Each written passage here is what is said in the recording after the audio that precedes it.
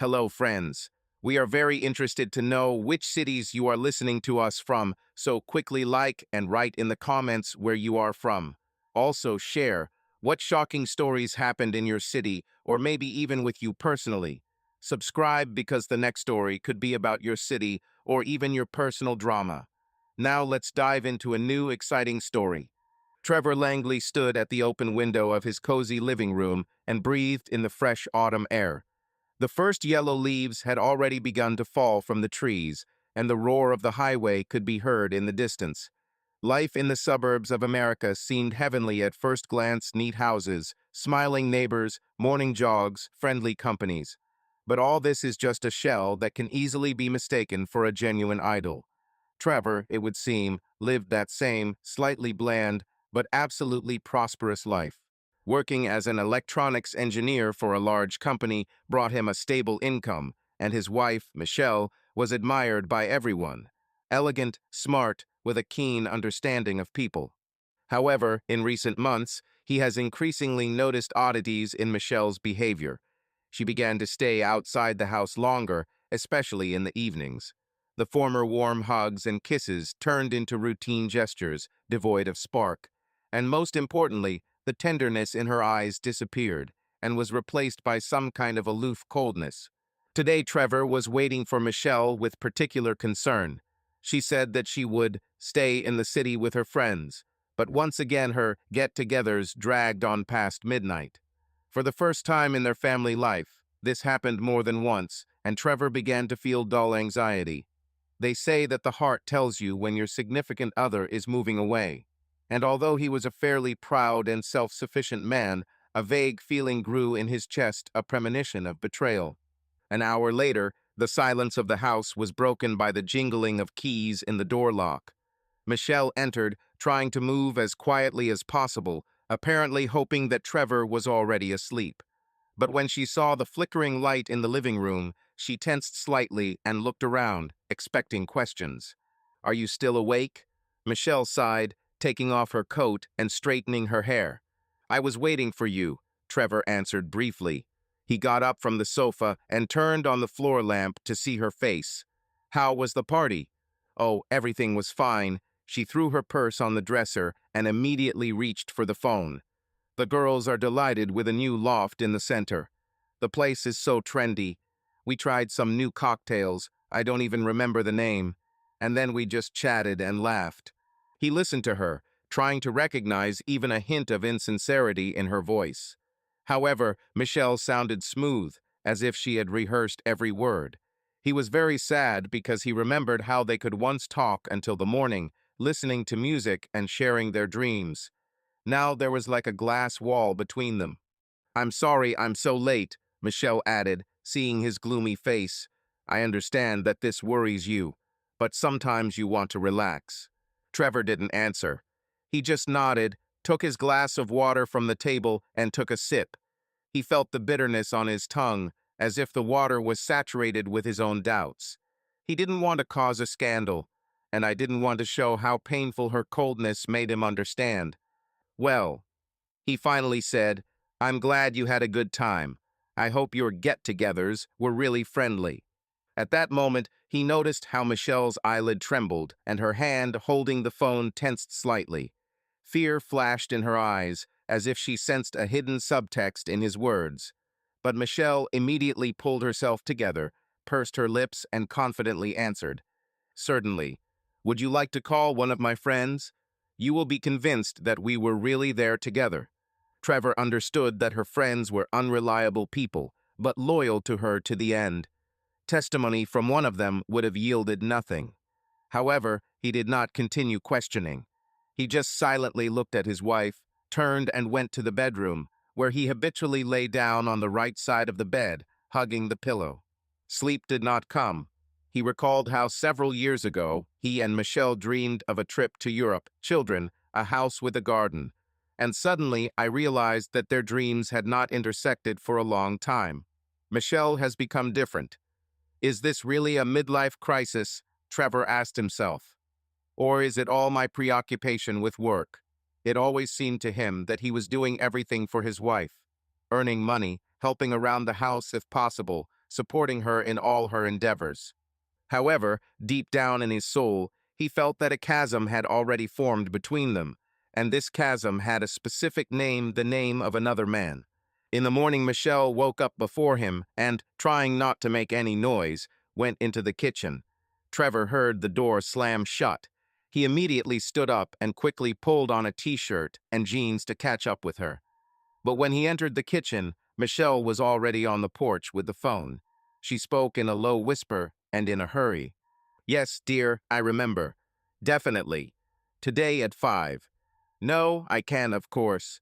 Having finished, she dropped the call. He felt indignation boil within him. But I decided to pull myself together and pretend that I happened to be nearby.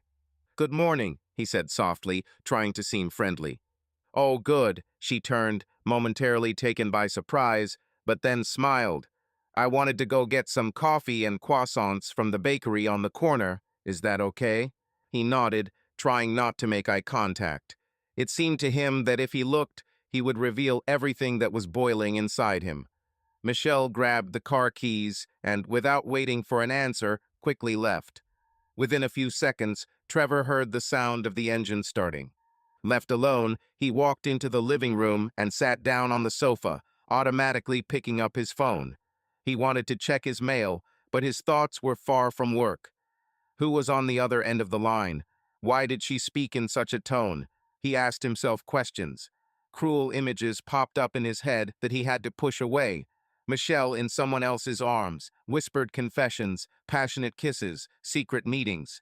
Yes, he was a man who knew his worth, but no amount of pride can completely protect your heart from pain when you feel that you are being deceived. "I have to do something," he decided, "but I won't blame her directly for now. First, we need proof." Trevor turned on the laptop and began looking for contacts of private detective agencies. In the depths of his soul, he hoped that this was just his fantasy, that he was in vain to suspect his wife. But something in her behavior screamed the opposite. When Michelle returned with coffee and croissants, he already looked calm, pretending that he was just surfing the internet. She put the paper bag on the table and, pulling out croissants fragrant with baked goods, smiled. "The most recent. I managed to catch a batch straight from the oven." "Thank you," he responded, taking a glass of coffee. "How are you? Did you sleep well?" "Yes, I'm fine. The night was a little hectic, but that's normal after a late night out. How are you?" He just shrugged in response.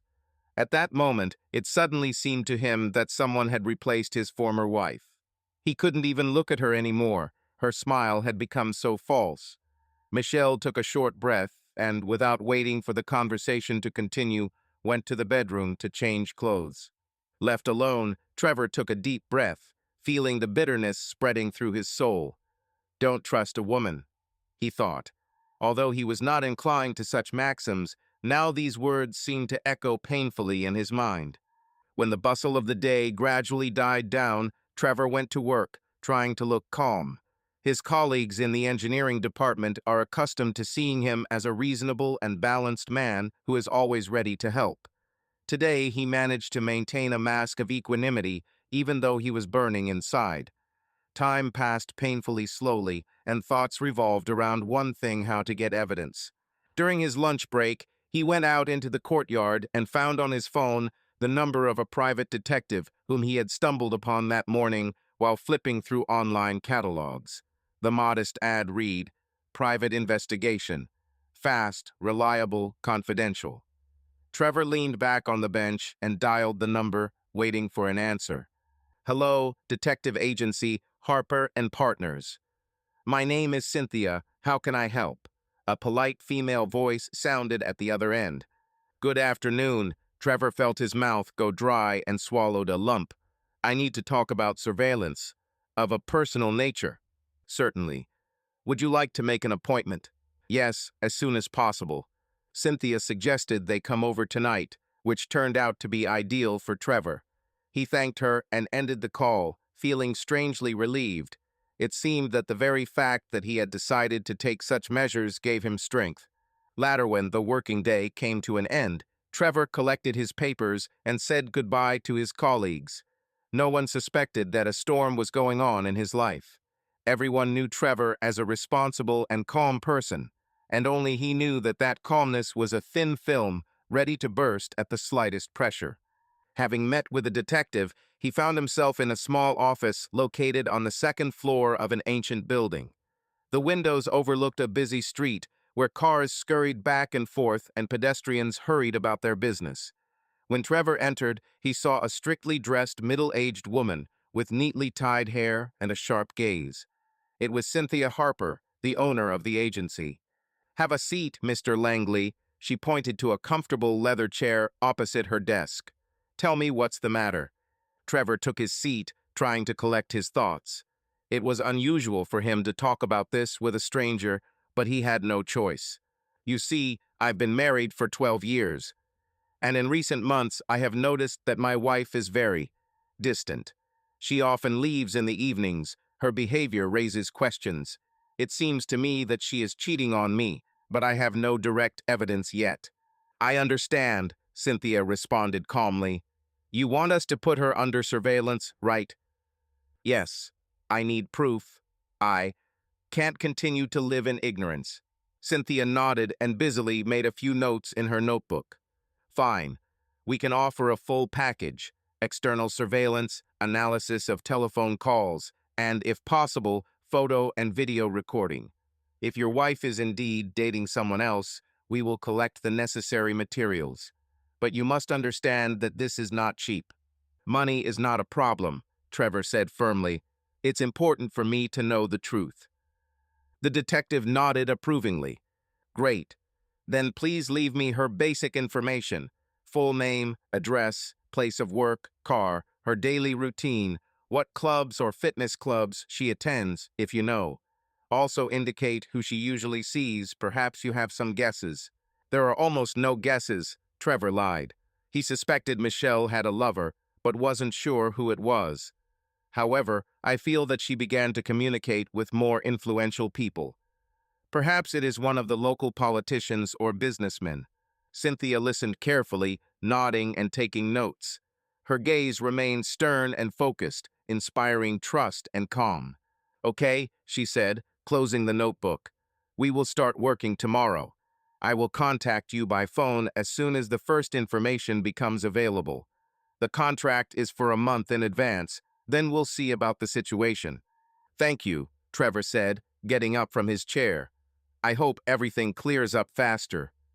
He said goodbye to Cynthia, feeling both anxious and relieved. Now all that was left was to wait, and this wait could be the most painful of all.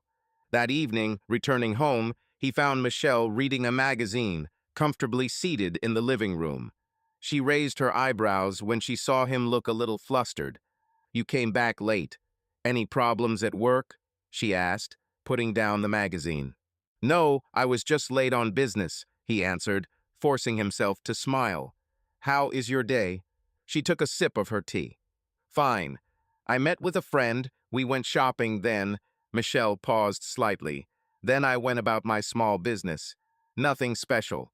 Trevor noticed this pause, as if she was choosing her words so as not to give away too much. He tried to control himself. "I didn't want to start a fight." He didn't need scandals, but facts. "I'm glad," he said, walking into the kitchen to pour himself some water. He felt Michelle following him. She came closer and, hugging him from behind, laid her head on his back. "I'm sorry that we haven't been communicating much lately," she said quietly. "I really love you. I just don't know what came over me. Perhaps I am going through stress or some kind of crisis." These words hurt him. On the one hand, he wanted to believe that these were just difficulties that would pass. On the other hand, I felt falsehood in her embrace. But still, I decided to take advantage of this moment and said, "Let's try to spend more time together. Maybe we can go somewhere this weekend." "Yes, go ahead," she quickly answered and pulled away. "I'll just clarify one point in the schedule." He didn't insist. He just nodded, pretending to be glad of any initiative. It was important for him to play the role of a trusting husband, so as not to alert her ahead of time. The next day, Trevor got up early and deliberately stayed at home, deciding not to rush to work. Michelle was also at home. The day off allowed her to get some sleep. He wanted to watch her discreetly and see how she behaved when she thought he wasn't watching. Morning it started quietly. Michelle ate breakfast of cereal and milk, changed into a tracksuit, and said she wanted to go for a run in the neighborhood. As she walked out, Trevor wondered, will she really run around the block, or will he go to meet someone? A few minutes later, keeping a decent distance, he left the house and walked towards a nearby park where local residents usually ran. Trevor tried to walk slowly, stopping from time to time, pretending to answer calls. And I actually saw Michelle among the runners. She ran past and glanced at him, as if she didn't recognize him. Maybe she was too captivated by the music in her headphones, or maybe she was just pretending on purpose. Still, Trevor felt a little relieved. At least today she was actually exercising. While he was watching his wife, hiding behind the trees and trying not to seem ridiculous, Cynthia called him. "Mr. Langley, good morning. I have some news," she said. "I'm listening," Trevor answered, trying to speak quietly so that no one around would hear. "Nothing supernatural yet. We tracked your wife's phone by geolocation. Last night, she stopped at a very expensive restaurant in the center, spent about half an hour there and left. It is noteworthy that, as far as we know, she did not pay the bills. Judging by the surveillance cameras, she really was not alone." Trevor felt like he'd been punched in the face. He clenched his fist. "I see. Can you tell me with whom exactly?" "Not yet. But I think we will have more information in the coming days. Our man will try to identify the identity of her companion." He nodded automatically, although Cynthia could not see. He felt uneasy that the facts began to appear so quickly. On the other hand, it only confirmed his worst fears. "Thank you, Cynthia. I look forward to updates from you." After finishing the call, he put the phone in his pocket. When he looked at the treadmill, Michelle had already disappeared into the depths of the park. "Okay," thought Trevor, "now I won't know anything." He turned back towards the house. After a while, Michelle returned, sweating profusely, but looking happy and cheerful. She kicked off her sneakers at the door and went into the kitchen, where Trevor was making himself a second breakfast, a turkey and cheese sandwich. "How was the run?" he asked with a smile. "Great," she replied. "I haven't run so actively for a long time. I feel like my body is coming to life. Maybe you should join next time." "Maybe." Trevor shrugged. "We'll have to think about it." He tried to seem at ease, although everything was seething in his soul. It was hard for him to look into her eyes, knowing that just yesterday she went to an expensive restaurant, not with her friends or colleagues. "I'll take a shower now and probably go to the shopping center," Michelle said, pouring water into a glass. "I need a dress for the evening. I was invited to an event, a charity auction. Did I mention?" "No, I didn't," Trevor answered, taking a bite of the sandwich. "When will it take place?" "On Saturday." She brushed a strand of hair out of her face. "It seems that influential people of the city are gathering. I got there on the recommendation of a friend. It will be interesting." He looked at her more closely. "One acquaintance, could it be the one who had dinner with her yesterday?" But he didn't want to ask direct questions yet. "Okay, I'm free on Saturday too. Maybe we can go together?" he asked in a casual tone. "Ah." Michelle hesitated and looked away for a second. "I'm not sure I have an invitation for two. But I'll clarify, okay?" "Of course," he nodded. It would be interesting to look at all this secular elite. It seemed to him that Michelle was internally tense at the very idea of his presence. This became another alarm bell. Smiling, she hurried to retreat to the bathroom. Trevor watched her go and decided that he would not ask any more unnecessary questions. Let him think that he has no idea about anything. After some time, Trevor climbed into the office, where Michelle rarely visited, and sat in front of the computer, checking his email. In his inbox was a letter from a real estate agency. He was thinking about buying a small apartment in another area as an investment option. But now these plans faded into the background. All his energy was spent on finding out the truth. Thoughts revolved around who this person was that was taking Michelle to expensive restaurants. Is it really a local politician, the mayor, or some Senate candidate? he thought. After all, she often mentioned that she loved all these social gatherings. And then he remembered how, over the past year, Michelle began to show an unhealthy interest in local politics. She went to forums, attended some meetings, and read the local political press with interest. Be that as it may, I will find out the truth, Trevor firmly promised himself. In the evening, when Michelle returned from the shopping center with several bags of clothes, he examined her purchases. The dress, for which she paid a tidy sum, was clearly intended for formal receptions. Trevor couldn't resist commenting. It looks very elegant. But quite frankly, don't you think so? Yes, it attracts attention. Is this bad? Michelle smiled flirtatiously. But I will be the most chic in the evening. Undoubtedly. He tried to control his tone, hiding the sting of jealousy.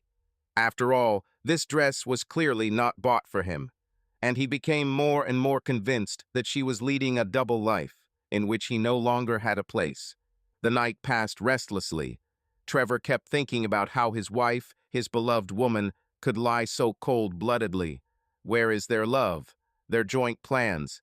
Why doesn't she try to improve the relationship, but leaves for someone else? Maybe she never truly loved him at all, but only enjoyed the comfort and security that he provided her. Before falling asleep, he again repeated to himself, "Don't trust a woman." But in the depths of his soul, he still hoped that this was just a terrible misunderstanding, that she was about to return to him, repentant. However, logic dictated that he was simply deceiving himself. Over the next few days, things became increasingly tense in the house. Michelle very carefully disguised her absences, coming up with new excuses. I stayed at a friend's house. I stayed at an unscheduled meeting. I stopped at a beauty salon. Trevor pretended to believe. He communicated with her to a minimum, trying to avoid direct confrontations. However, contradictory signals continued to pour in one after another. Either Michelle, upon returning home, acted as if she wanted to get closer. Then again, she suddenly retreated into herself. Sometimes she would sit next to him and start talking about the good old days, reminding them of shared memories. And sometimes she looked at her husband as if he were a stranger. In the second week of surveillance, Cynthia called Trevor and said something more specific. We were able to obtain CCTV footage from the entrance to the Rosemont Hotel. Your wife arrived there at about 10 o'clock yesterday evening and did not leave until midnight. When she came out, she was not alone, but in the company of a certain man whose face is only partially visible on the camera. We are trying to establish an identity. Trevor's heart sank somewhere down. So, after all, he didn't finish. Yes, it seems like that, the detective answered reservedly. But let's not draw final conclusions yet. Maybe they had a business meeting, although they didn't look businesslike when they left. I understand. Trevor closed his eyes, trying to cope with the nausea rising in his throat. Keep watching. Necessarily, we will have more information in the coming days as our people make contact with hotel staff. After the call, Trevor sat in his car in the parking lot, looking out the windshield with glassy eyes. I wanted to scream. I wanted to take the phone and demand an explanation from Michelle. But he restrained himself. You can't run into a scandal until there is irrefutable evidence. And what difference does it make? The fact that she spent 2 hours in a hotel with an unknown person spoke louder than any words. It seemed to him that everything in this life was hanging by a thread. He remembered that he once considered marriage a holy union and believed in eternal love. And now there was a picture before my eyes, Michelle leaving the hotel on the arm of a strange man. The question that weighed on him the most was, why? What was she missing? That same night Trevor lay awake, listening to his wife's measured breathing. Thoughts were spinning in my head about what to do next. Maybe we should just get a divorce, he thought. Why take revenge if you can leave quietly? However, remembering how he endured her excuses, how he gave in to her in small things, tried in every possible way to make her life comfortable, his pride suddenly flared up. No, I won't let her go so easily. She will know not to treat me like that. Around 3 in the morning, he heard a message arrive on Michelle's phone. Previously, he would not have attached any importance to this, but now his heart sank. He stood up as Michelle propped herself up on her elbow, looked at the screen, and quickly turned off the sound. She thought Trevor was sleeping, but he was not. She smiled after reading the message and smiled contentedly, as if she had received something pleasant. Then she turned over on her side and fell asleep. Trevor lay next to him, feeling as if betrayal was piercing his heart with a rusty knife. And yet there was something else in this whole story that he could not understand. Too much indicated that Michelle was connected not just with her lover, but also with some darker affairs. It turned out that Trevor's guesses were not so groundless. A few days later, he received an important call from Cynthia. "Mr. Langley, we have some information. It seems your wife is dating a man named Marcus Hawk. He is an influential politician and is now planning to run for mayor in our city." Trevor winced. Marcus Hawk? I can't say I'm surprised. I've heard this name. I think he's been a rising star for a couple of years now. Exactly. We learned that he repeatedly met with your wife in closed places and at the same time held meetings there with some businessmen. Apparently, his activities are connected with dubious schemes, kickbacks, bribes, possibly blackmail. But we need more evidence. Well, Trevor ran his hand through his hair, feeling his heart pounding more and more. This means that she got involved not just with a lover, but with an influential person who could greatly annoy us if he suspects surveillance. We know how to work carefully, Mr. Langley, but you will have to decide what to do with this information. Trevor thanked Cynthia and hung up. He leaned back on the chair and closed his eyes. The puzzle began to come together. Michelle recently became interested in politics, appeared at parties for the elite, bought expensive dresses, visited restaurants and hotels. All of this pointed to a man with money and power, and Marcus Hawk was perfect.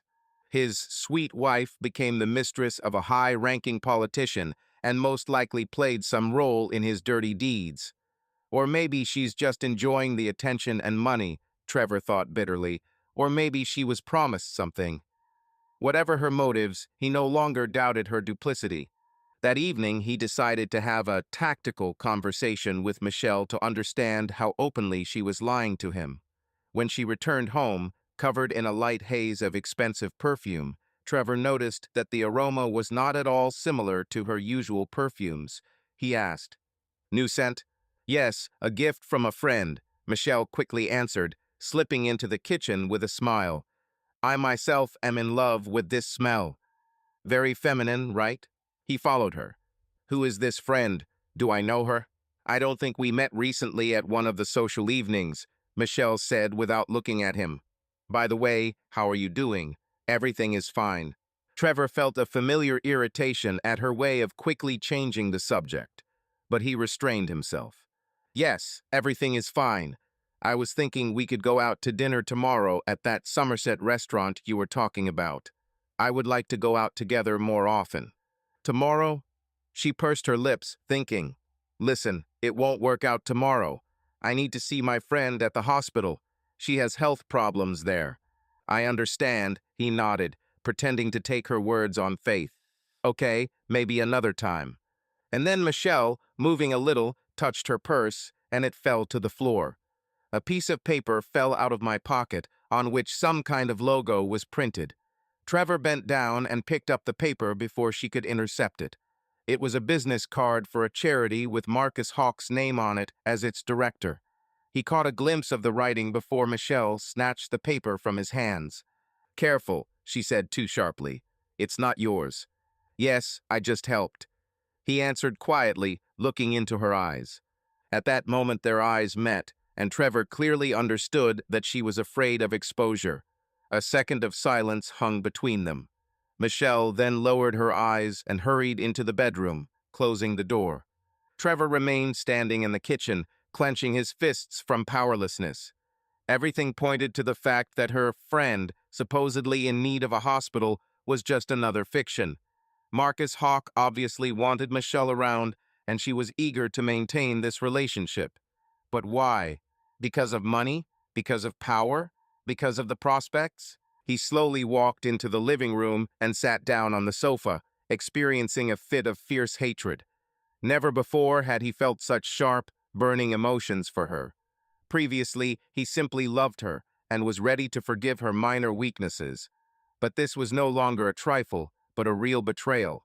Trevor grabbed the TV remote and turned on the news, hoping to distract himself. And then, like a twist of fate, Marcus Hawk appeared on the screen.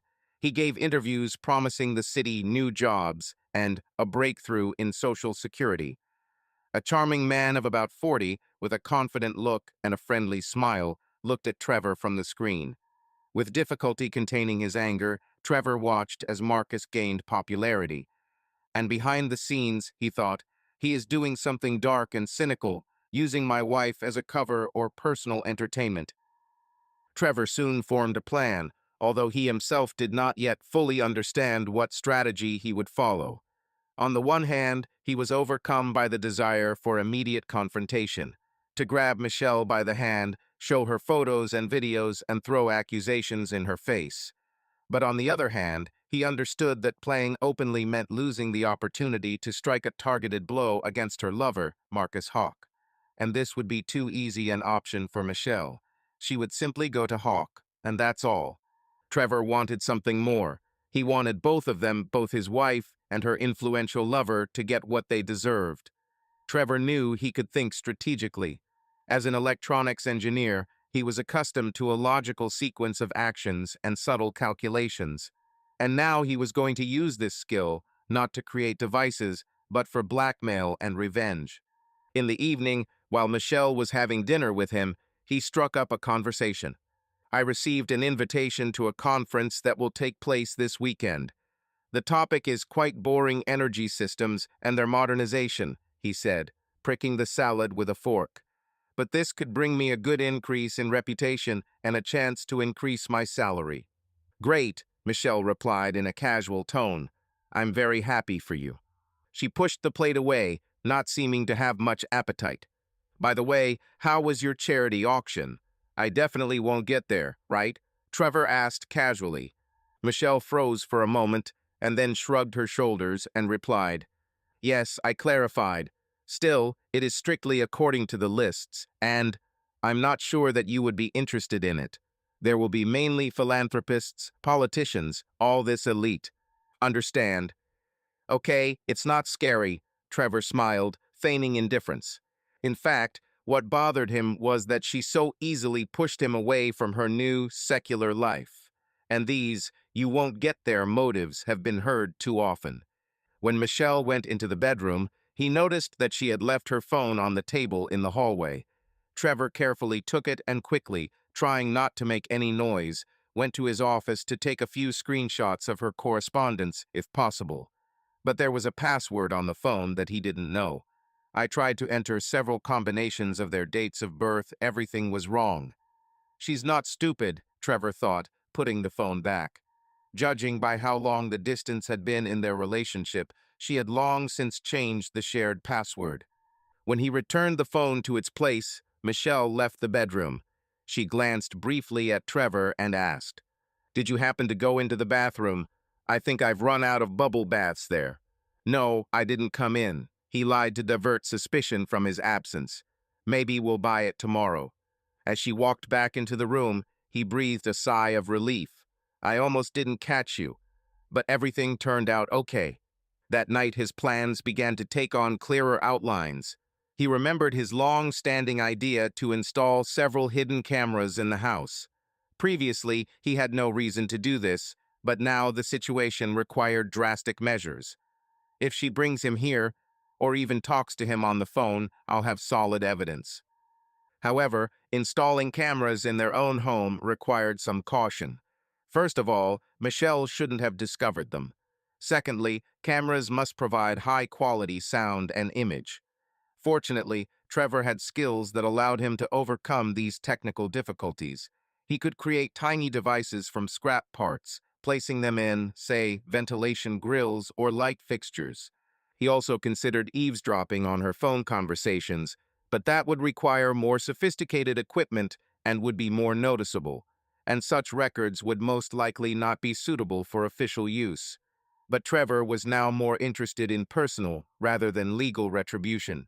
A couple of days later, Trevor took time off from work and went to an electronics store to buy several parts and micro cameras. The salesman asked what he planned to do, and Trevor brushed it off, saying it was a science project. In fact, he already had a drawing of a device ready that could be quickly assembled with his own hands. He hoped to finish the rest in his garage. Back home, he discovered that Michelle had disappeared, leaving a short message on the table. "Gone to the salon. I'll be back in the evening." It was to my advantage. Trevor immediately got to work in his office, connecting wires, testing circuits, and soldering micro cameras. He felt both excited and anxious.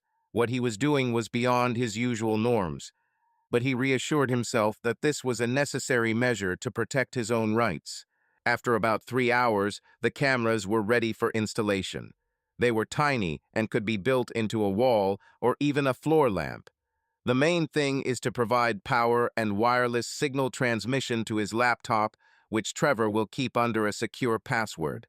Late evening, while Michelle was taking a shower, he began placing cameras in strategic locations: the living room, the kitchen, the hallway.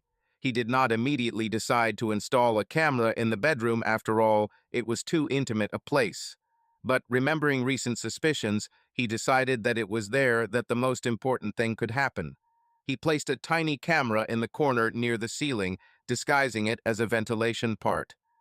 "Forgive me, Lord," thought Trevor, feeling the desire growing inside him to get to the bottom of the truth at any cost. When he finished, he felt his hands shaking. Never before had he been so close to the edge. He deliberately violated her personal space. But at the same time, he knew that without such steps, he would not be able to reveal her secrets. Michelle stepped out of the bath, wrapping herself in a towel as she went. Noticing her husband in the corridor, she asked, "What were you doing there? It seemed like you were climbing near the ceiling."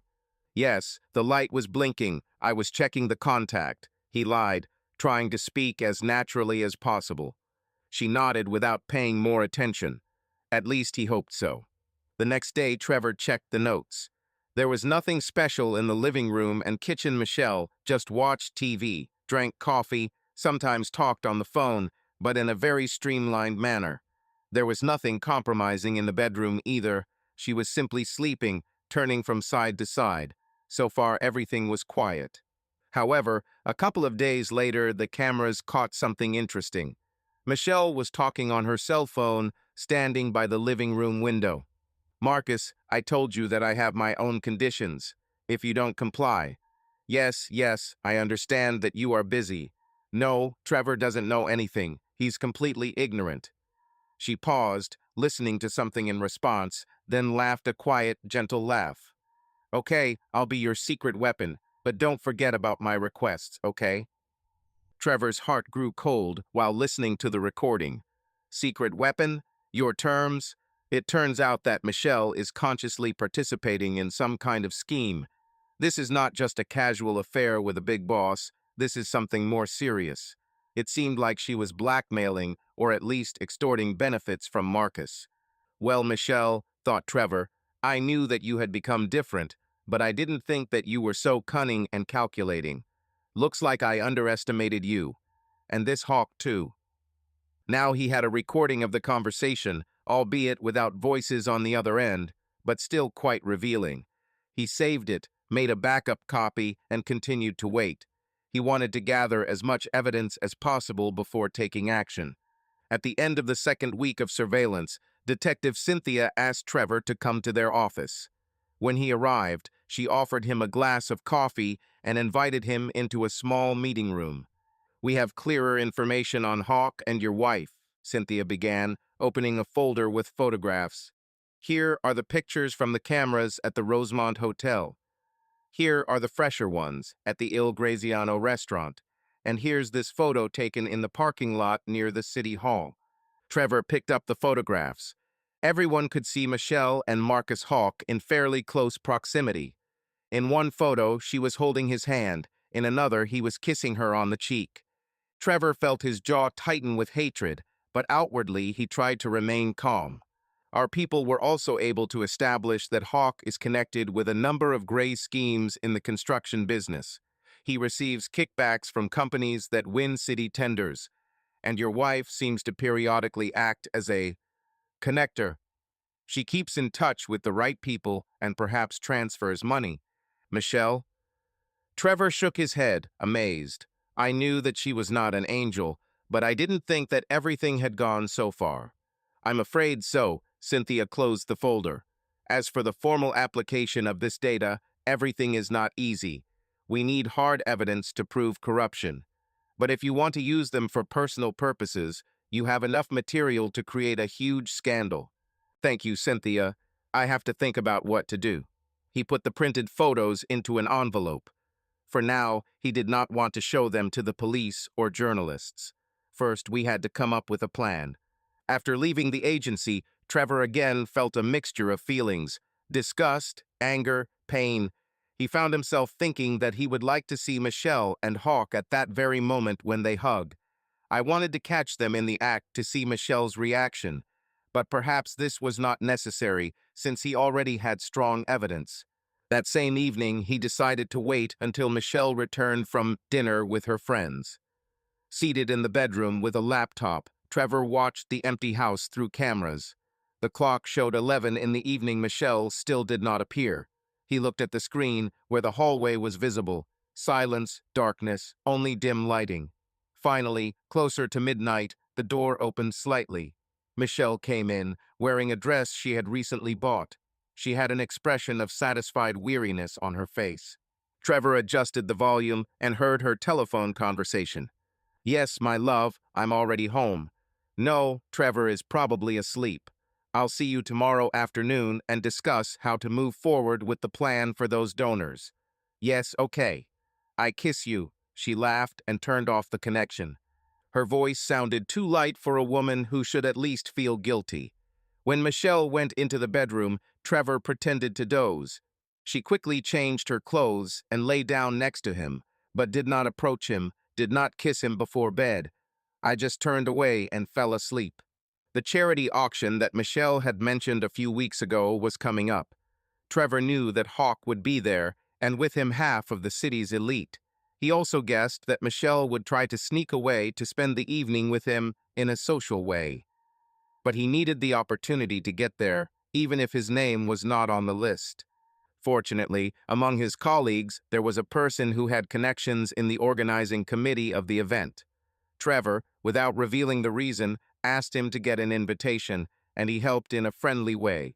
Said he had issued a guest pass in the name of Mr. Langley +1. But Trevor decided to go alone. On the evening of the auction, Michelle, as if trying not to advertise her plans, announced, I have to go. Don't wait for me, I might be back late. Fine. Good luck, he replied, trying to sound indifferent. She left. Trevor changed into a formal suit, taking with him a smartphone with photographs and videos ready to be shown. He was prepared for unforeseen situations. He wanted to catch Michelle and her lover by surprise.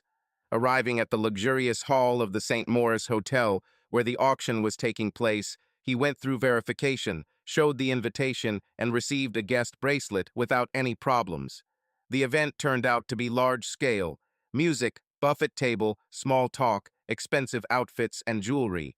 Trevor, not accustomed to such an environment, at first glance felt like a stranger, but his desire for the goal was overwhelming. In the center of the hall, he saw the very scene where auctions were to be held in favor of various charitable foundations. Marcus Hawk and his entourage were also hanging out, as evidenced by camera flashes and animated reporters. But Trevor needed to bide his time. He wandered among the audience, trying to stay in the shadows.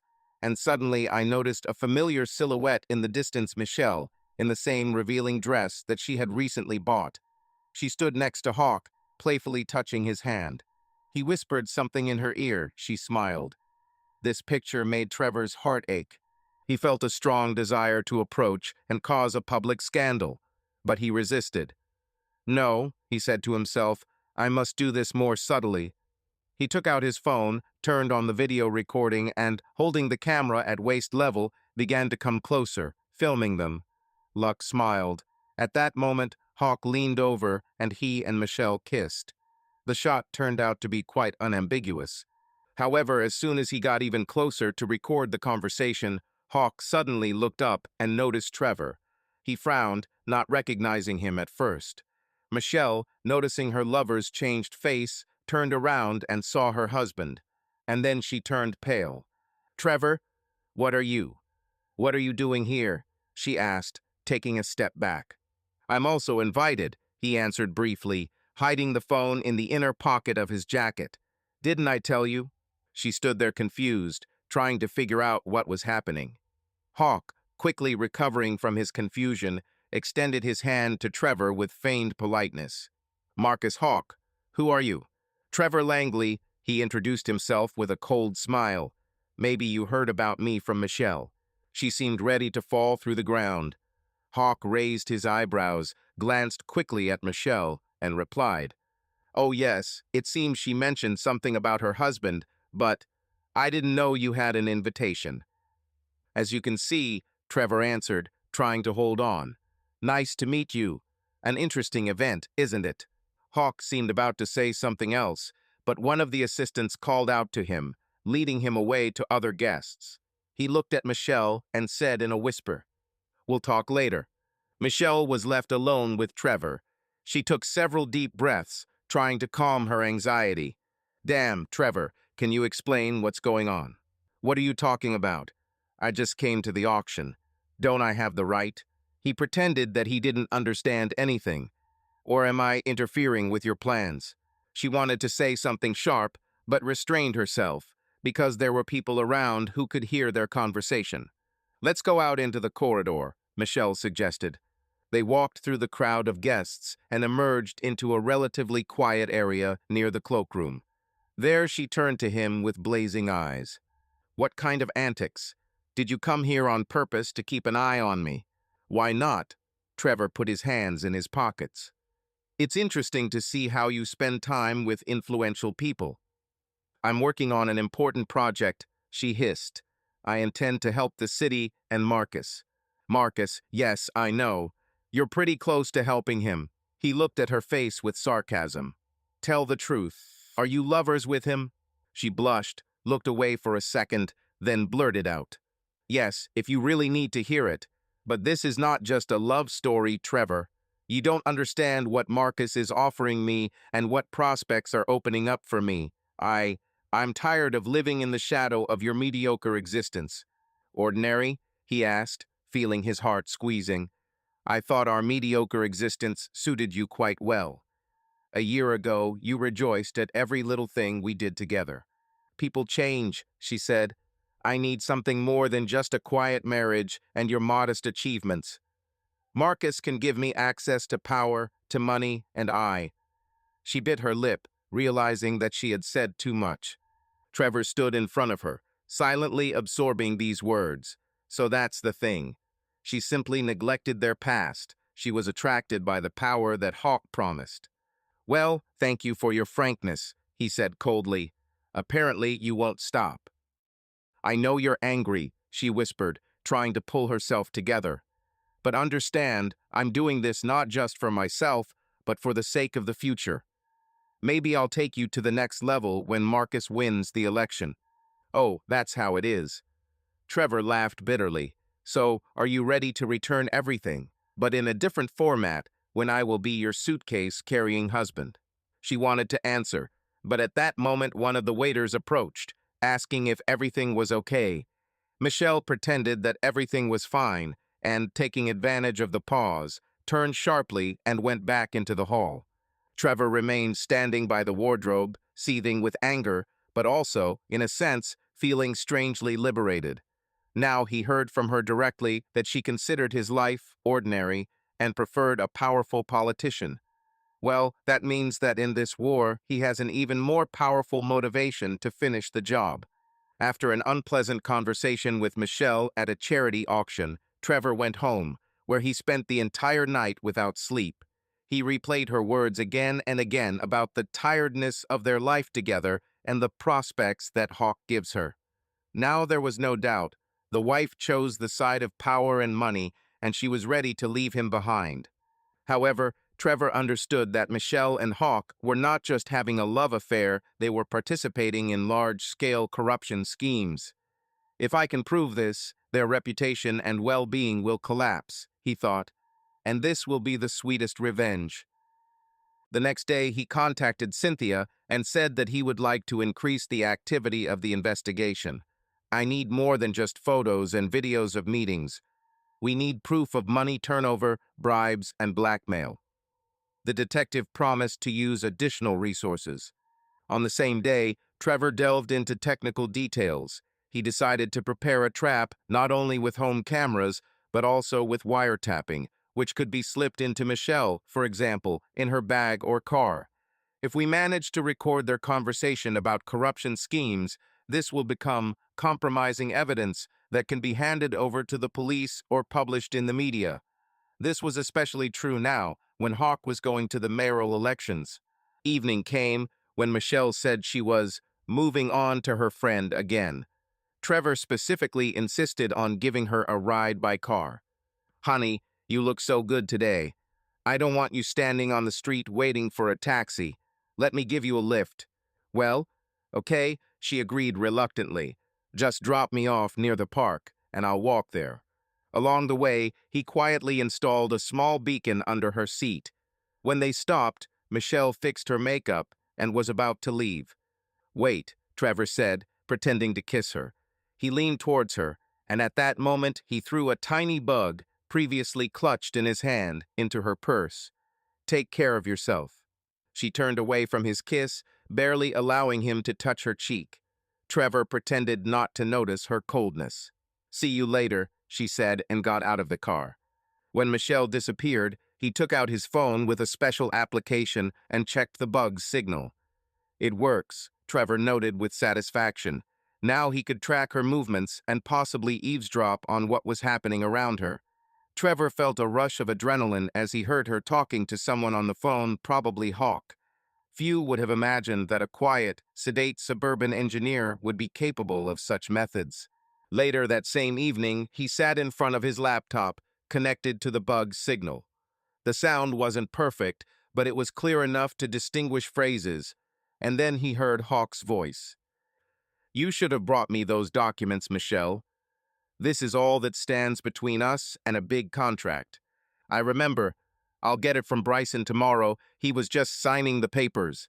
But keep in mind that I need something in return." Michelle answered in a whisper. "What exactly?" "My husband is already starting to suspect something. I want you to help me with a divorce issue, so that I won't be left with anything. You have connections with good lawyers, right?" "Ha, I have connections not only with lawyers. Don't worry, we'll figure it out. Just don't let me down, the elections are coming. I need this deal. And remember, if something goes wrong, I can refuse our little deal." The silence that followed suggested that Michelle was probably forced to swallow this threat. Trevor frowned. It seems that Hawk is not only elevating his wife, but also keeping her on a short leash, and she, in turn, tries to use it for her own purposes. They're both good, he thought, but he now had audio evidence of this whole dishonest alliance. When the sound died down, he turned off the recording and sat back, clenching his fists. "Getting out of this dirty triangle is not enough," Trevor told himself. "I must destroy their plans.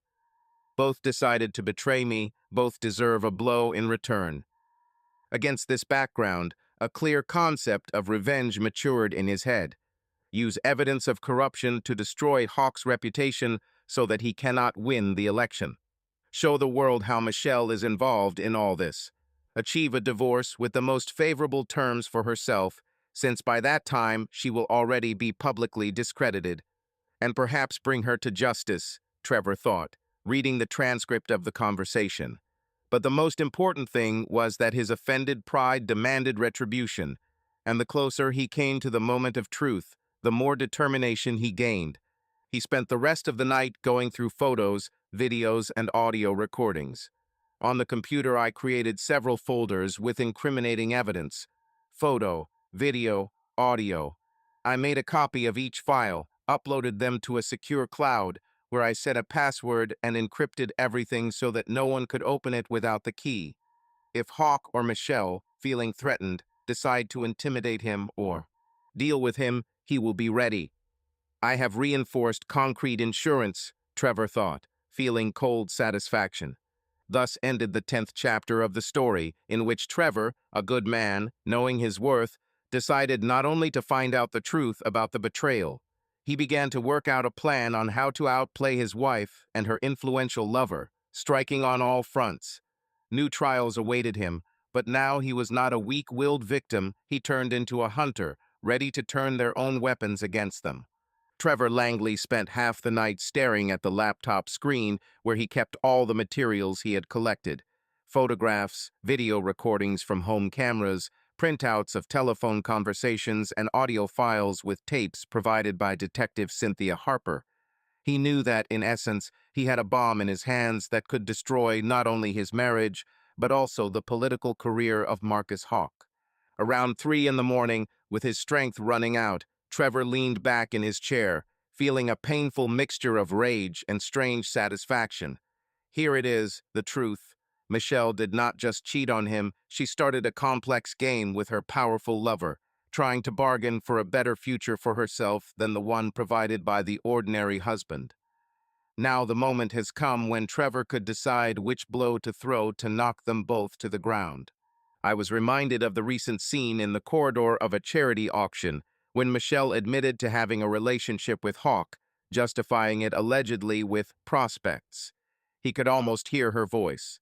"I'm tired of living in the shadow of your mediocre existence. Marcus can give me everything I dreamed of." These words sounded in Trevor's head like a sentence, but he did not intend to walk around gloomy and broken for the rest of his life. No, he was going to act. At the same moment, cautious steps were heard on the stairs. Trevor looked at his watch. Almost 4 in the morning. Who could it be? He hastily closed his laptop and then looked out into the hallway. To his surprise, Michelle stood on the landing by the window, dressed in a robe, apparently having heard that he was not going to bed. "Trevor," she called quietly. "What are you doing here?" He responded coldly, compressing his lips. I just can't sleep." "I see that you are not sleeping either. You've been spending a couple of nights in a row in your office. What's happening?" she asked, trying to seem worried. "We hardly talk like that lately." He, with difficulty holding back his anger, asked, "Is this of interest to you, Mitchell? I thought you were quite comfortable in your new life, where there is no place for me." "I wanted to talk," she said quietly, clutching her robe to her chest as if she were really cold. "We need to discuss our marriage." Trevor's heart sank in pain, but then rage flared up inside. "She decided everything for us," he thought, but he answered out loud, "Fine, let's go to the living room." They went downstairs and sat on the sofa. Michelle looked tired, although she still smelled of expensive perfume that she had obviously put on before a recent meeting. Trevor couldn't help but think that these spirits were not for him. "Trevor," she began carefully, "maybe we should really think about breaking up in a civilized way, without unnecessary scandals. We are both adults." He gripped the armrests of his chair, trying not to show his anger. "You want to say, without unnecessary scandals, for you, right? So that you can safely go under the wing of your Marcus." "No need for this sarcasm," she snapped, wincing, as if he should have been submissive and understanding. "I'm not going to make excuses. But you must admit, our feelings have long faded away. Or do you think differently?" "No, the feelings aren't the same," he nodded, hoping that in the darkness she couldn't see how his hands were shaking.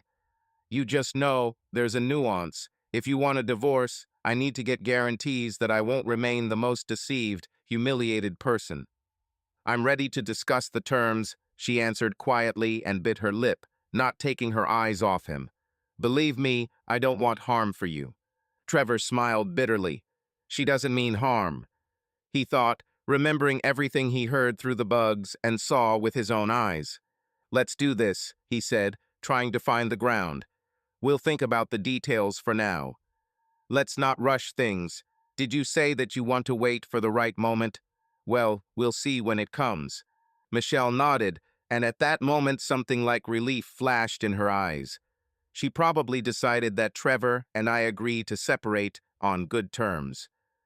When Michelle went back to the bedroom, Trevor went up to his room, started up his laptop, and wrote a short letter to Cynthia, asking her to arrange a special favor for him access to confidential materials about Hawk's activities.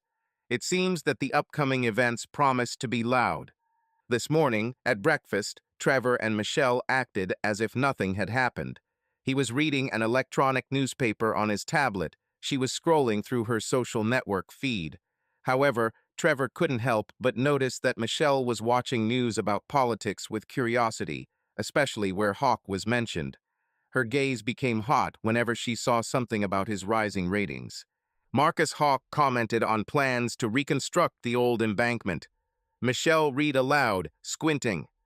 "Do you think this will really help the city, Trevor?" "I don't know," he shrugged, pretending that he was indifferent to this topic. All politicians promise, but not all fulfill them. She just nodded, lowering her eyes back to the phone. At that moment, he thought how cleverly she had learned to hide everything that happened between them. Previously, Michelle was more emotional, but now her facial expression could be called almost emotionless. At noon, Trevor received an email from Cynthia with the subject line, "Important information." Quickly leaving work under the pretext that he urgently needed to resolve family matters, he went to the office of a private detective.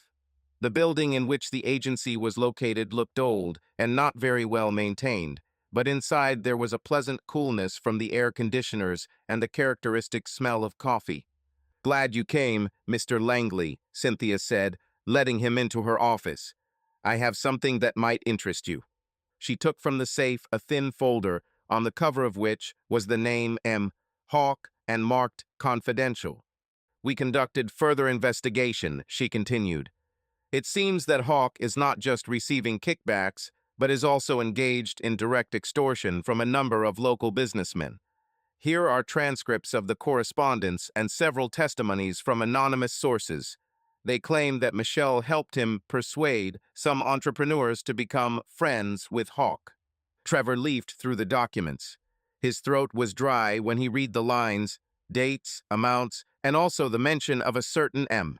As a trustee, this M could very well be Michelle. There are too many coincidences to think otherwise. "This is already criminal activity," Trevor said, exhaling. "Yes, that's right. If this reaches the police or the prosecutor's office, Hawk will have a very difficult time retaining his seat and possibly his freedom." Cynthia closed the folder and looked expectantly at Trevor. "I know that you spoke about your personal motives, but we are obliged to report such things to law enforcement agencies." "I understand," he sighed, "but give me some time. I want to figure out how best to use this evidence. Perhaps we can influence Hawk to reveal everything himself, or at least buy time to prepare." Cynthia spread her hands. "I can't promise that I'll wait forever, but I'll give you a few days, no more. Then I will be forced to pass everything along the chain." "Thank you," Trevor nodded, hiding the folder in his briefcase. "I understand everything." Leaving Cynthia's, he got into the car and sat for several minutes with his head in his hands. On the one hand, this was exactly what he needed: concrete evidence against Marcus Hawk and Michelle as accomplices.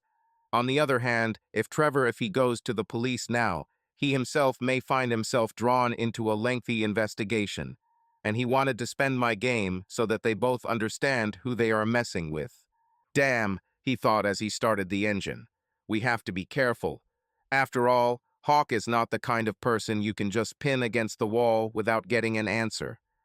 And Trevor felt an elusive smell of danger in the air, as if he was balancing over an abyss. Trevor was contemplating how to reveal his cards when an idea came to him.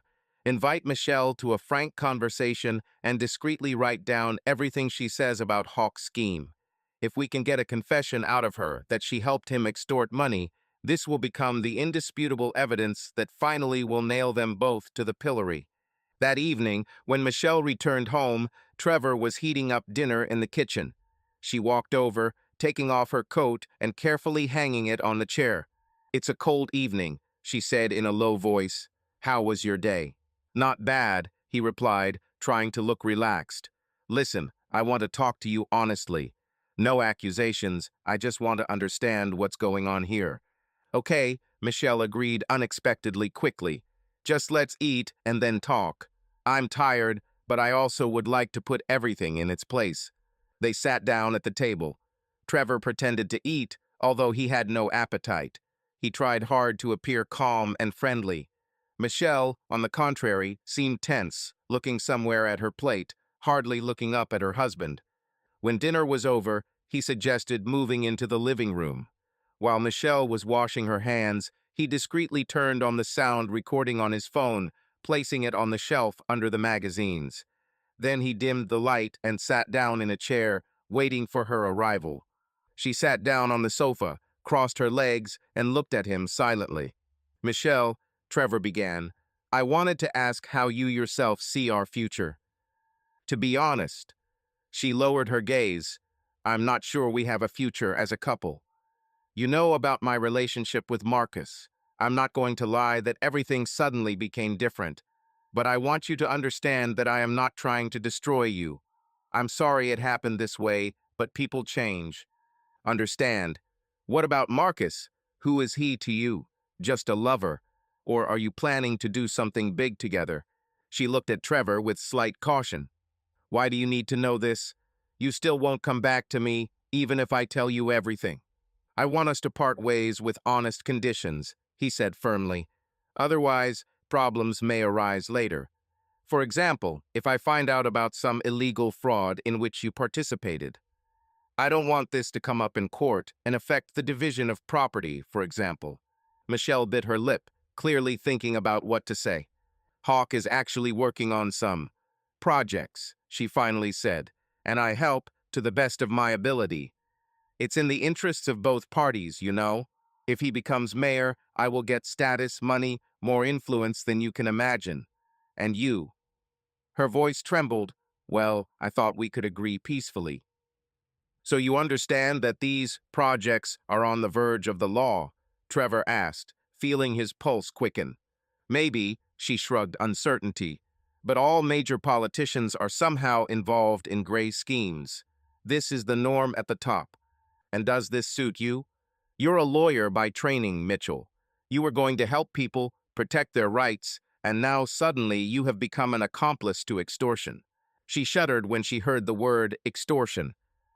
Don't you dare say that, she hissed, clenching her fists. I'm not extorting anything, I'm just following orders from Marcus. And he gives me his protection. Protection from what?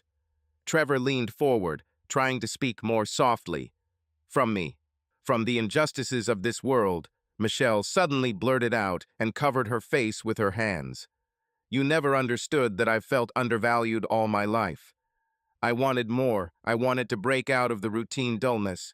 Yes, maybe I didn't choose the best path, but this is my choice. She looked up at him with tear-stained eyes, full of despair and challenge at the same time. Trevor noticed how pity stirred inside him.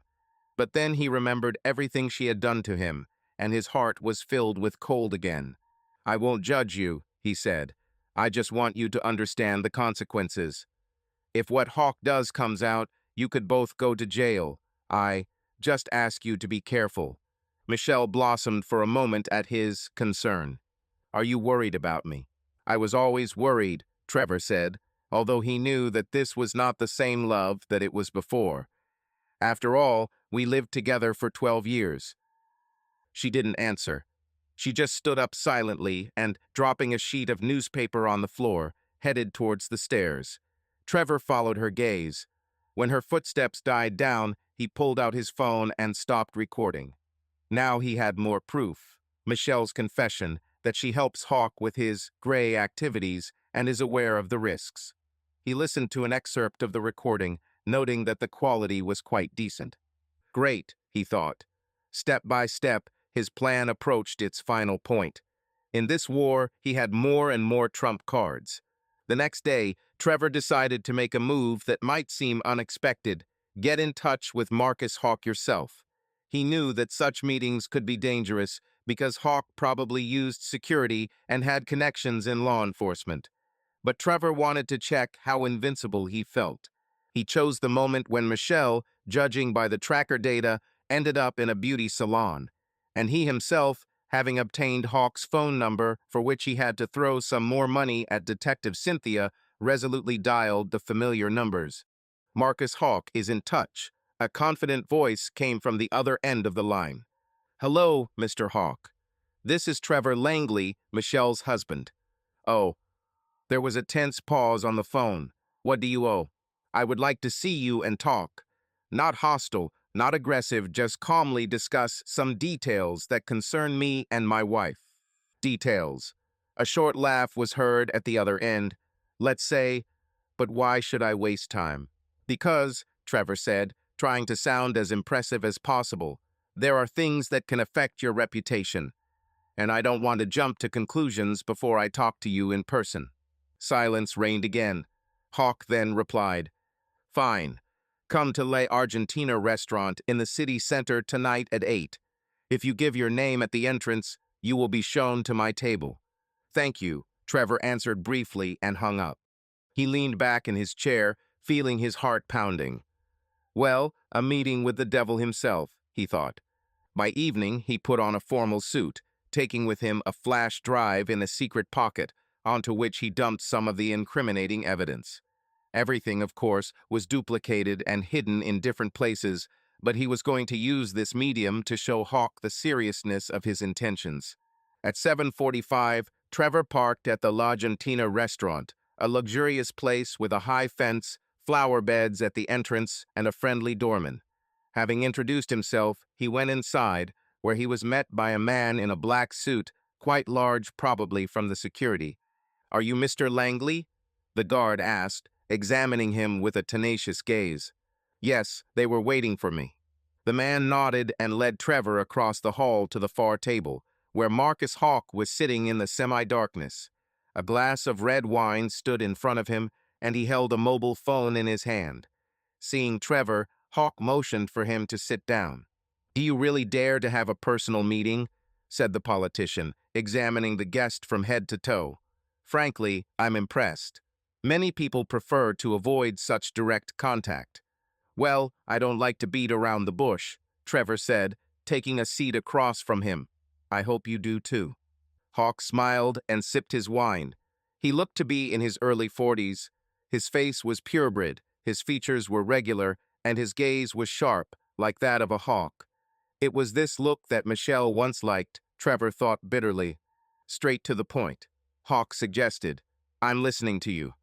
I know that you and Michelle have been together for a long time, and judging by her words and my own information, we are talking not only about personal relationships, but also about a joint business, so to speak, political. Trevor tried to make his voice sound confident, and at that time he opened a folder on the table. Take a look.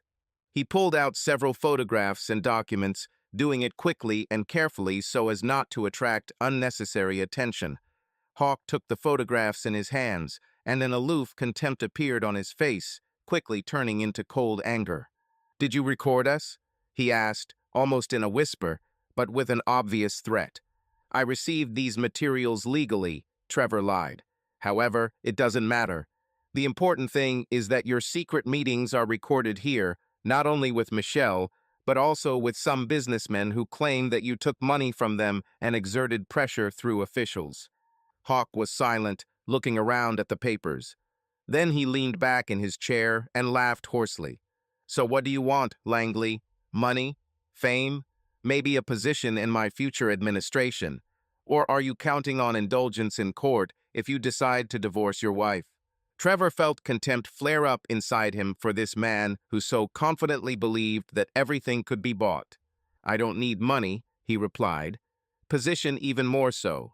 I want you to stop using Michelle in your schemes, and so that she stops thinking that you are her main ticket to the future. Oh, that's how it is. Hawk narrowed his eyes, drumming his fingers on the table. So you don't want her to be with me, out of jealousy? Hawk leaned back in his chair, casually twirling his glass of wine between his fingers. You know, Langley, your wife is a rare find. She knows how to be soft where I need it and hard when I want it. His smile was as sharp as a blade, and Trevor wanted to grab his throat. Trevor forced himself to contain his emotions.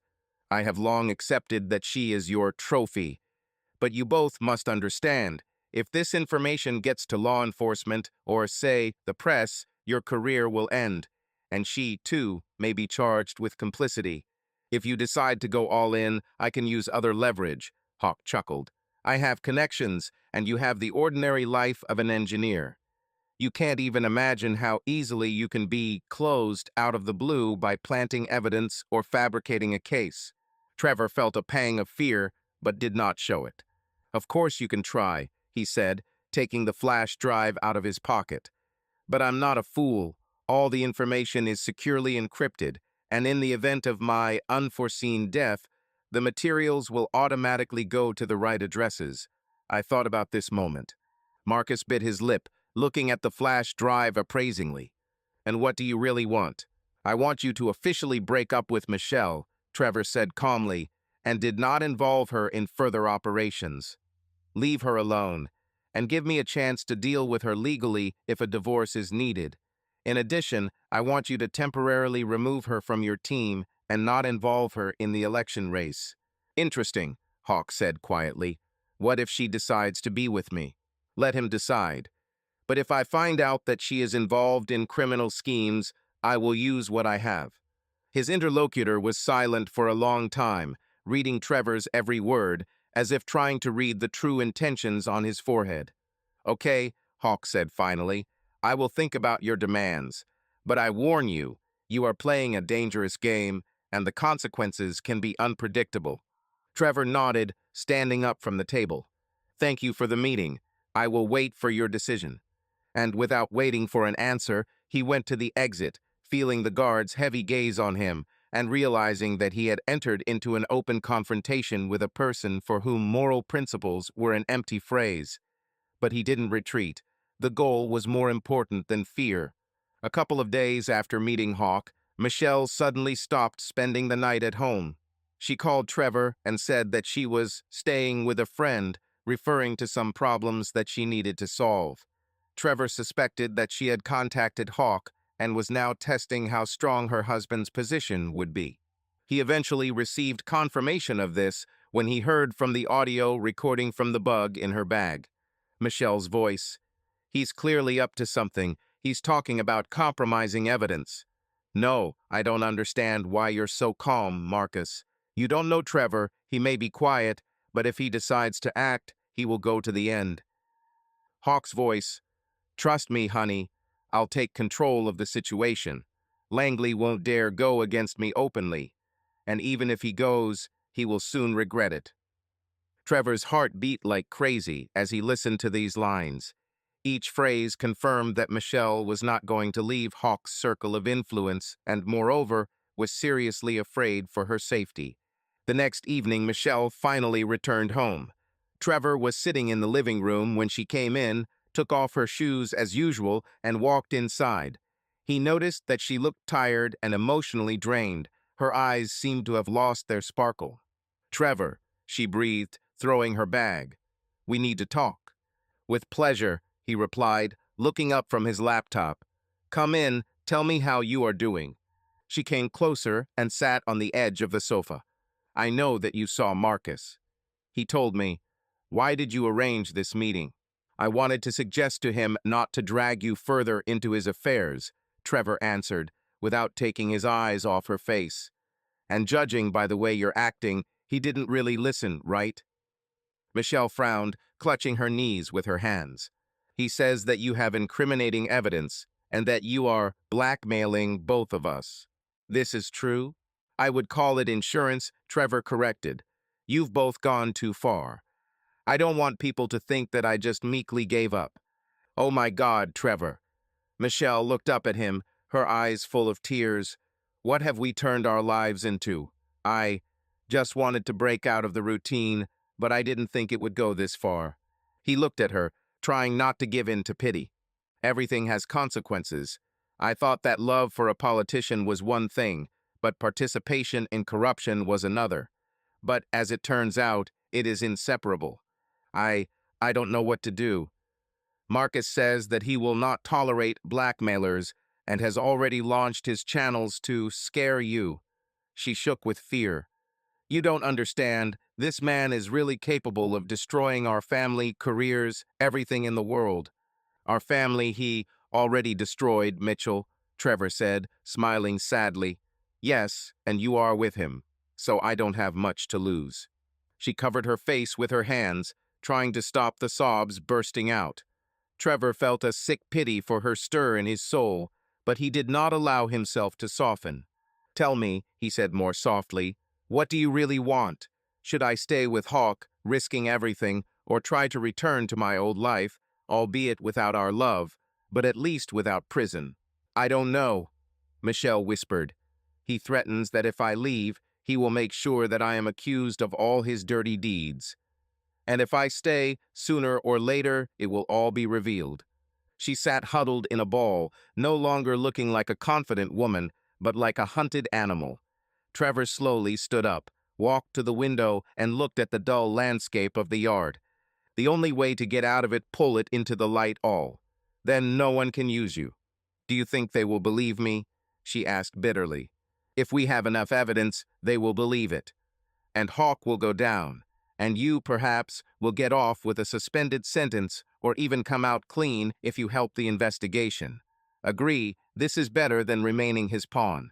Michelle was silent for a long time, digesting his words. Finally, she raised her head. Let's say, but how do you imagine this?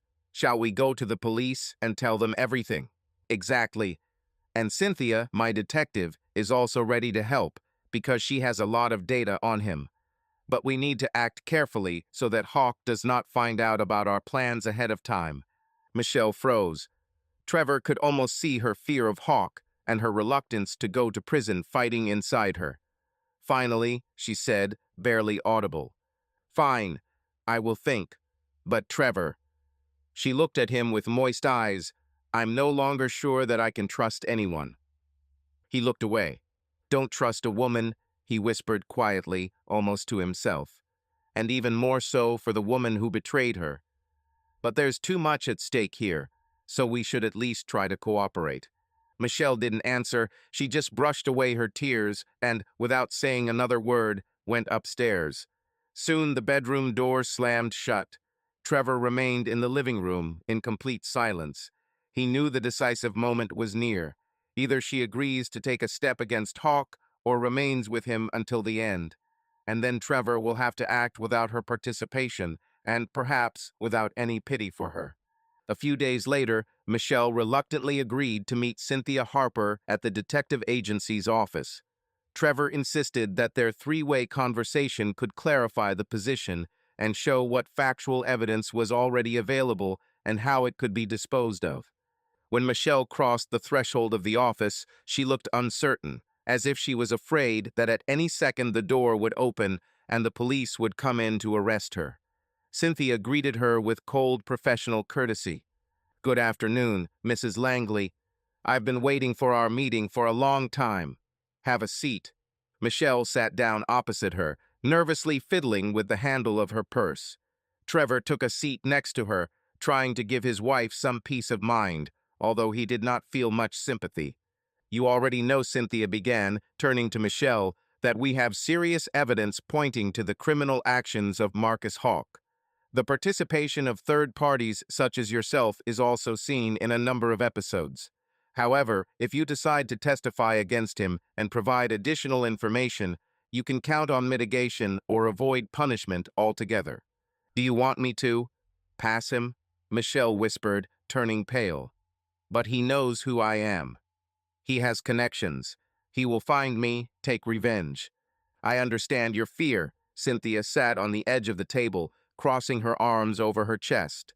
But believe me, I have seen dozens of similar cases. Your best chance is to be proactive and make a deal with law enforcement. And how will this happen? Michelle licked her dry lips. I don't know what to say. To tell the truth, Trevor interjected. That is, name all the businessmen who paid bribes, indicate how the money was transferred, and how Hawk communicated with officials. Everything you know. Michelle looked at him with despair. What if after this you just leave me and I'll be left with nothing? If you help take down Hawk, you can probably start your life over, he answered coldly. or do you prefer to remain his accomplice and then go to trial with him? Choose. Cynthia nodded. You have now two ways. You either side with the law, cooperate, and get protection, or you continue downhill. But keep in mind, Hawk is already under investigation. We will hand over the materials to the police, regardless of your consent, because the law requires this. The only question is which side you will find yourself on, the side of the defendant or the side of the informant. Michelle bit her lip so hard it drew blood. Then she finally exhaled. Fine, I'm ready to talk. But only if Trevor and you help me avoid jail. We'll do our best, Cynthia shrugged. Only the court can guarantee the result, but cooperation is a huge plus. A heavy sigh of relief flowed through the room. At least the first step has been taken. Trevor was in a strange dual state of feelings. On the one hand, he was glad that Michelle was going against Hawk. On the other hand, he realized that she was doing this not out of love or regret for him, but to save her own skin. But this may be their only chance to corner Marcus. A week has passed since meeting Cynthia.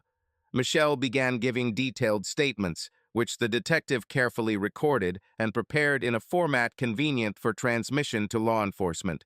Trevor was playing a double game at this time.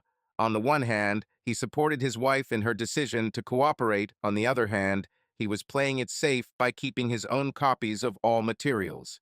A few days before the planned transfer of the case to one honest and incorruptible prosecutor whom Cynthia recommended, an outbreak broke out in the city scandal. A local newspaper published a headline-grabbing article about Marcus Hawk's possible corrupt dealings with real estate developers. So far, these were indirect hints, without clear evidence, but the information quickly spread to other media, causing a wave of controversy and discussion. Michelle literally panicked when she saw the headlines. Trevor, is this what you're doing? Did you leak the materials to journalists? No, not me, he answered honestly, although he assumed that Cynthia or one of her informants could have done this. But it looks like the circle around Hawk is starting to shrink. And indeed, on the same day, a police representative appeared on television, announcing the beginning of an investigation into the fund owned by Hawk. The politician, in turn, issued a harsh statement, accusing dirty methods of competitors and slander from ill-wishers. In the morning while Trevor was having breakfast, his mobile phone rang. The number was unfamiliar. Having accepted the call, he heard a familiar voice. Langley, Hawk said dryly, have you decided to carry out your threats and launch the press? I have no idea what you're talking about, Trevor replied, taking a sip of coffee. But perhaps you should start to worry. Listen, Hawk's voice sounded tense. I offer a deal. You destroy all your copies of compromising evidence and stay away, and I guarantee you that your wife will not suffer. Moreover, in the event of a divorce, she will not receive a cent from you. And yes, I will not use my connections against you. A firm no, Trevor answered calmly. You apparently don't understand that I have nothing left to lose. And if I destroy the materials, how will I hold you back? You'll crush me tomorrow. There was a heavy pause at the other end. You're smarter than I thought, Hawk finally said with cold contempt. But you know, every smart guy finishes his game. Remember this. The connection has been lost. Trevor put the phone away, feeling a slight trembling in his hands. He understood that Hawk was backed into a corner and could act unpredictably. But it's too late to retreat. That same day, Michelle offered him something new. Trevor, I remembered that Marcus has a secret laptop where he stores particularly important information. Passwords, payment schemes, blacklists. If we manage to get these files, then the case against him would become ironclad. How do we get to this laptop? He frowned. I know the code to his safe. He keeps the laptop there in his office, which he rents under the guise of a charity office. If we get there and... Stop, Trevor raised his hand. This is already on the verge of madness. Do you want us to break into his safe? This is a crime, by the way. But this is the only way to catch him red-handed, Michelle insisted, squeezing her shoulders. I have a copy of the keys, and he once entrusted me with the code to the safe. I will do everything quietly. You'll just have to be there to cover for me if anything goes wrong. Trevor understood that this was a serious risk, but the chance to obtain irrefutable evidence against Hawk was too tempting. If they took possession of his personal files, the matter would be on solid ground. Okay, he said finally, but only on the condition that Cynthia will also be in the know and provide rear support. We won't go there headlong. Michelle nodded. A strange light of determination appeared in her eyes. Trevor had never seen her like this before, like a cornered wolf, ready to tear to survive. And so the plan was born, which was supposed to finally decide the fate of Marcus Hawk, and perhaps turn the lives of Trevor and Michelle themselves around. It all happened late on Friday evening. Michelle learned that Hawk would be on the other side of the state, meeting with potential donors to his re-election campaign. She agreed with him that she would stay home and rest, and she, together with Trevor and Cynthia's help, intended to penetrate that very charitable foundation office. The office building turned out to be 2 stories. It was dark all around, only a dim lantern illuminated the entrance. Cynthia stood in her car parked in the alley and monitored the situation through binoculars with a night vision camera. Clear, her voice came over the headset that Trevor had put on in advance. Looks like there's no security, but be careful, the alarm may be set off. Got it, Trevor whispered and looked at Michelle. Are you ready? She nodded, trembling slightly, and pulled out a bunch of keys from her coat pocket. The entrance did have doors with electronic locks. Michelle quickly typed in the code. After a few agonizingly long seconds, the green light came on and the door opened. They went inside. The faint smell of cheap air fresheners mixed with dust filled my nose. The floor is cold, and every step they take has a slight echo. Michelle led Trevor along the corridor, familiar to her from previous visits. Right here, she said, stopping in front of a massive door with the sign Director's Office. Marcus has created a private corner in this office. The door gave way without much effort. Apparently, Hawk did not expect that someone would try to enter here. Inside was a spacious room with a large table, soft chairs, and cabinets filled with folders. To the left was an inconspicuous door leading to a small utility room. The safe is probably there, Michelle whispered, pointing to the utility room. They went there, turning on a tiny flashlight. There was indeed a metal box with a combination lock hanging on the wall. Trevor's heart sank when he saw the alarm light, but Michelle seemed to know how to disable it. She quickly entered another code, and the red light stopped flashing. Now, Michelle bit her lip as she punched in the combination for the safe. The lock clicked loudly, and the safe door opened slightly. Trevor, feeling his heart pounding, helped her open the safe. Inside were neat stacks of papers, several envelopes, and in the far corner, a silver laptop. Here he is, Michelle gasped. Marcus always treated him like a piece of cake. Trevor carefully pulled out the laptop and handed it to Michelle. The faster the better. Take it, we'll check it in Cynthia's car or at my house if a transcript is needed there. She agreed, putting the laptop in her bag. When Trevor was about to close the safe, his gaze fell on an envelope with a red seal. Something made him open it, and inside he saw several photographs. To my great surprise, in the pictures there was him alone, Trevor Langley walking from the car to the house, sitting in a cafe with Cynthia, obviously during one of the meetings. It was clear from the dates on the back of the photographs that he was being followed. Michelle, he whispered, showing her the pictures. Was he following me? Oh, damn. She covered her mouth with her hand. So he suspected us a long time ago. Trevor's heart sank. He put the photographs back in the envelope. They could be useful as evidence against Hawk. Just as he was about to close the safe, footsteps were heard in the corridor. Someone entered the building. Hide, Trevor ordered quietly and put out the flashlight. Michelle pressed herself against him, clutching her laptop. The footsteps were getting closer. Soon, through the crack of the door, they saw the silhouette of a security guard or someone similar holding a flashlight. Hawk must have still had security for the night, but she was late or was on duty on another floor. Trevor held his breath, hoping that the alarm was completely turned off and they wouldn't have to explain themselves. The security guard entered the office, shining a flashlight on the table, then walked past the utility room door. Trevor felt Michelle tremble in his arms. It seemed that they were about to be discovered. But to their relief, the guard, after rummaging around in the closets a little, came out and headed further down the corridor. "We're leaving," Trevor whispered. They quickly closed the safe, then left the office and silently moved back to the exit. Fortunately, the guard apparently did not notice the break-in.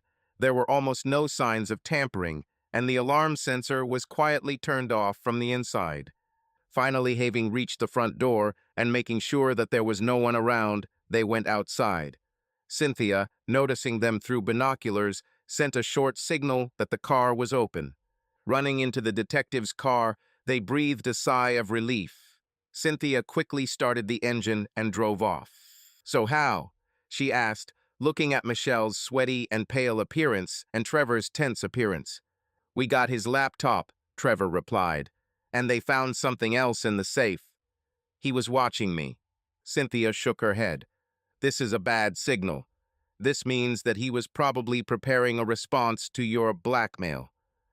"Then we have to hurry," Michelle gasped, breathing heavily. "We need to quickly check the laptop."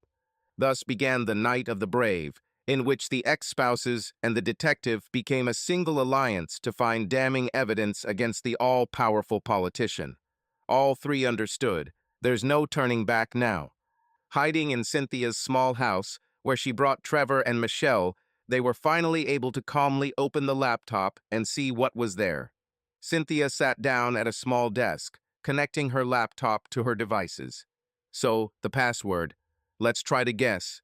Do you have any guesses?" "He uses combinations of dates that are important to him," Michelle said. "Maybe the day the foundation was founded or the date of the elections. Let me try." She started typing in guesswork passwords, but every time the laptop said error. The tension grew. Suddenly, Michelle stopped. "I remember he said that the anniversary of his father's death was an important date for him. Maybe there's something there." She dialed the number and, to their delight, the laptop screen flickered to reveal the desktop. "I have contact." Cynthia rubbed her hands. "Now let's see what we have here." In the folders, they found a whole scattering of documents, tables, scans of contracts, letters, and even video files.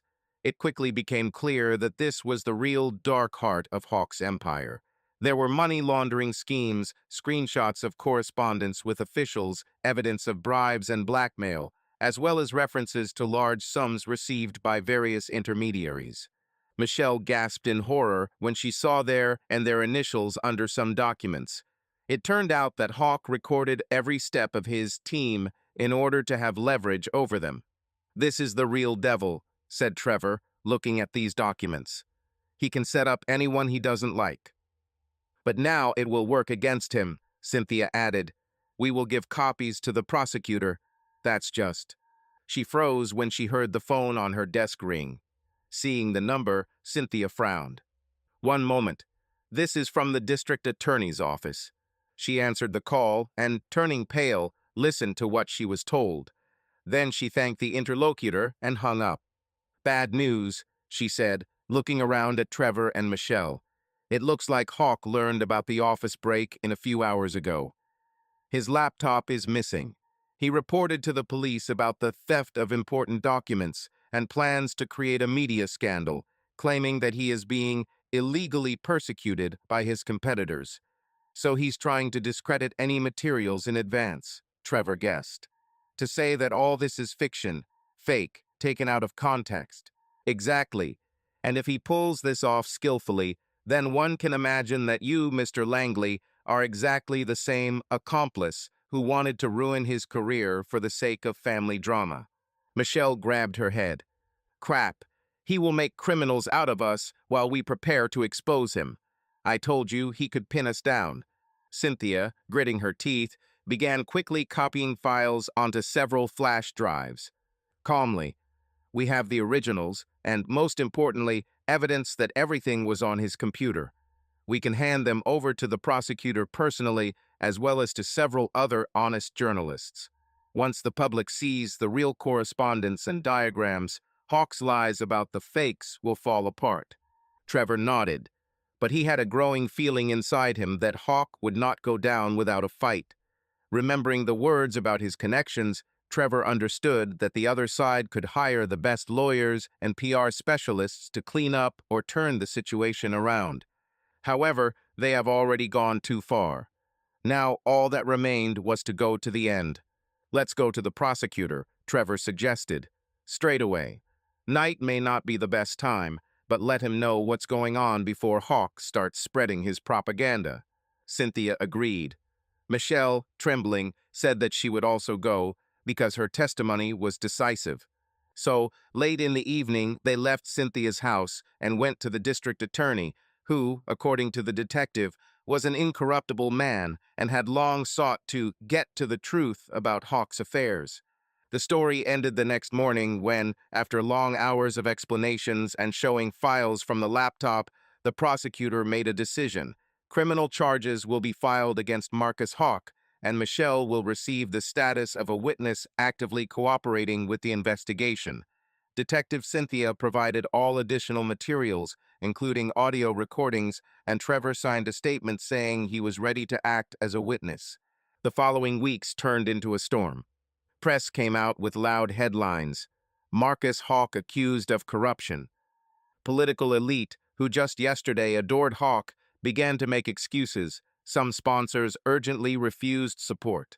Sam Hawk, at first, he shouted about falsifications, but when the prosecutor released some of the materials to the press, confirming their authenticity, many turned their backs on him.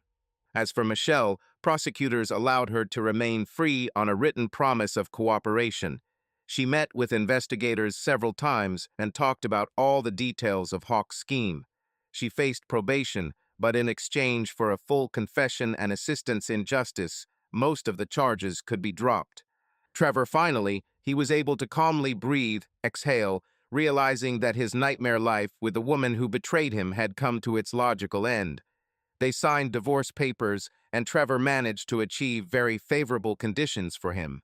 Michelle, in order to ease her fate, did not lay claim to his property.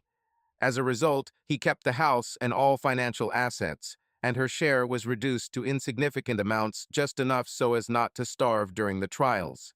As Trevor was leaving the courthouse, he was approached by Michelle, dressed modestly and looking much less confident than before. "Can we talk for a minute?" she asked, looking into his eyes. "Okay," he nodded, although he did not feel joy from this meeting. They went to a bench under a tree. Michelle straightened a lock of hair and spoke quietly. "I know I hurt you, and that nothing can be fixed, but I wanted to say thank you." "For what?" He was surprised, raising his eyebrow coldly. "For not letting me go down with Hawk. What brought me to the light, although not out of compassion, but out of revenge. But all the same, if it weren't for you, I might be sitting in prison now, when everything would have been revealed." Trevor shrugged. "Honestly, I didn't do this for you. He did it for himself and for the sake of justice. Tired of being deceived and humiliated." "I understand," she lowered her eyes. "I just wanted to apologize. I chose the wrong path to achieve my dreams. I believed in the promises of a man who did not value me in anything other than his useful toy." He didn't answer. The words stuck in my throat. "I hope," Michelle continued, "one day you will find a person who will see in you much more than a boring husband. Because you have always been kind and loyal. I was too blind to appreciate it." For a moment, a long-forgotten feeling of loss pierced his chest, but he pushed it away. "I believe I deserve better," he said quietly, "and this time I won't let anyone crush my feelings." Michelle nodded and went to her car, sobbing. He followed her with his gaze, realizing that this chapter of his life was truly closed.